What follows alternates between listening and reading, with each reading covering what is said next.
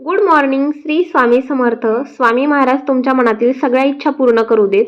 पहा, तुम्ही काल पाहिलंच होतं की बेबीला व्हॅक्सिन दिलं होतं. जेव्हा त्याला फर्स्ट टाइम इंजेक्शन दिले होते ना पायाला, तेव्हा त्याला खूप त्रास झाला होता. पण ह्यावेळी ना त्याला काही त्रास झाला नाही. मला असं वाटलं होतं की त्याचं खूप जास्त दुखेल.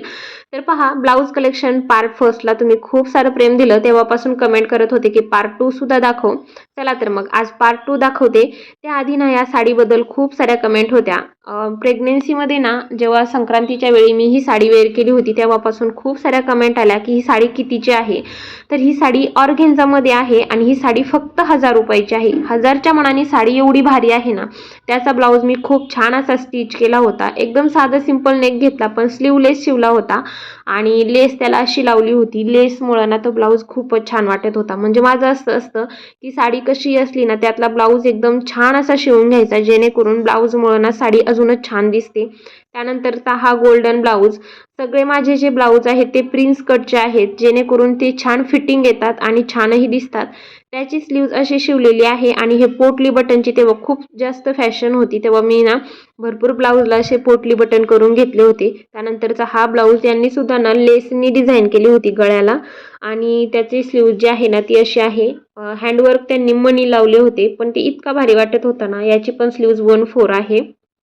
त्यानंतर ना हा ब्ल्यू कलरचा ब्लाऊज, याला पण ना मागच्या गळ्याला पोटली बटन आहेत आणि स्लीव्ज ही अशी शिवलेली आहे.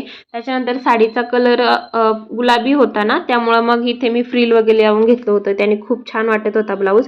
हा ब्लाऊज खूप दिवसाचा आहे आणि याला मी असा पॅच लावला होता बॅक साईडला आणि हा कटोरी ब्लाऊज आहे, कारण तो तेव्हाचा म्हणजे खूपच दिवसाचा ब्लाऊज आहे, त्यामुळं कटोरी ब्लाऊज येतो. आणि तसे ना मला आता कटोरी ब्लाऊज अजिबात आवडत नाहीत. प्रिन्सेस कटचे जरा छान वाटतात. त्यानंतरचे हे दोन ब्लाऊज ना गोल्डन आणि ब्लॅक कलर कॉमन कलर आहे, जे कुठल्याही साड्यांवरती मॅच होतात. म्हणून मी असेच ब्लाऊज पीस घेतले होते शॉपमधून आणि ते मग माझ्या पद्धतीने असे स्टिच करून घेतले, जेणेकरून ना ते कुठल्याही साडीवरती पटकन जातात. आणि माझं असं असतं, प्रत्येक साडीचे ब्लाऊज मी कधी शिवून घेत नाही. एक ब्लाऊज माझ्या 3 ते 4 साड्यांवरती तरी गेला पाहिजे, मला असं वाटतं. कारण ब्लाऊजची शिलाई खूप जास्त आहे आणि त्यामुळे ना मग सगळ्या 2-4 साड्यांवरती जरी गेला ना तर शिलाई फिटून निघते, माझं असं असतं. आता तुम्ही म्हणताल एवढं जास्त विचार करते की, पण थोडाफार विचार आपण करायलाच हवा.